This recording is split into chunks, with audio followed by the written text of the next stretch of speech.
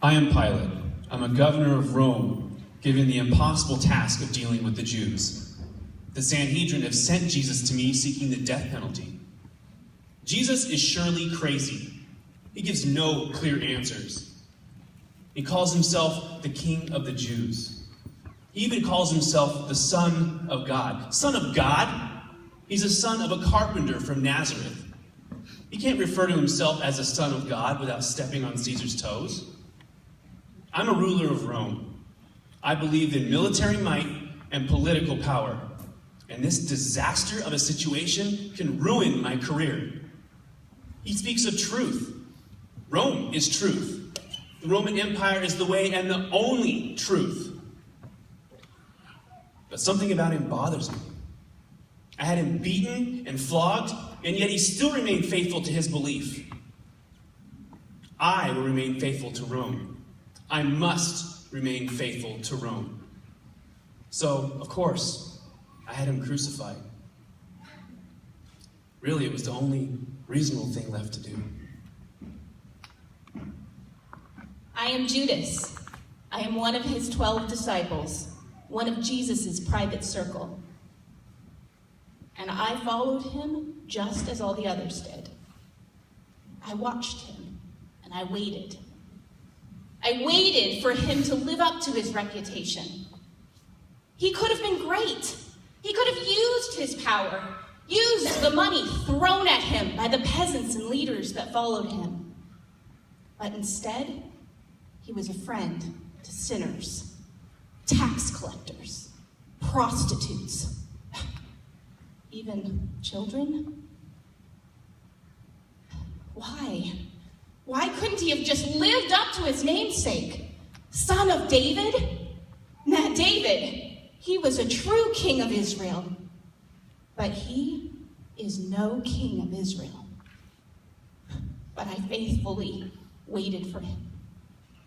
I watched him at the Last Supper.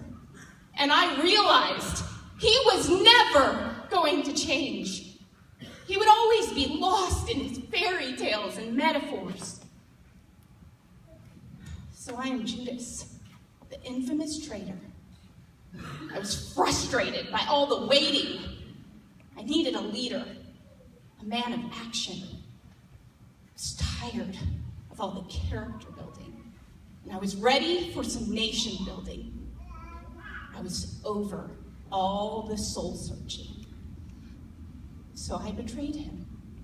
It was the only practical thing left to do. I am Peter. I believe Jesus is the Son of God, and I even told him so. Everybody knows that I'm a passionate man. I don't mince words, and when I go after something, I go after it. So I went hard after Jesus. We were close. He trusted me. He even told him that I would die for him.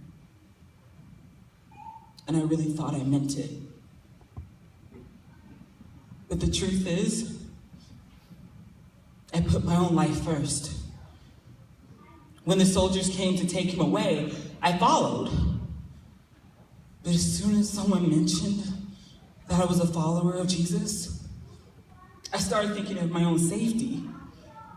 They crucify people at the drop of a hat here. Before I knew it, I was shouting, "I don't even know him!" I was afraid of what might happen if they knew I was a follower of Jesus. I'm a selfish coward. So yeah, I denied him. It was the only logical thing to do. Then there's me.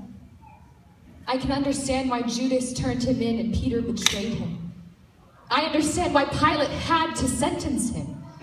The truth is, I can see myself doing the same thing. It's easy to see why he ended up on a cross. I can hear the broken voice inside me whisper, it's either him or me. Do I stand up for the one who stood for the broken and rejected? Will I be rejected too? I have to live in this broken world. I have to survive my own life, my own heartache. I cannot be expected to carry his cross. It's either him or me. Him or me. So the voice continues to whisper, crucify him. Either him or me. Let it be him.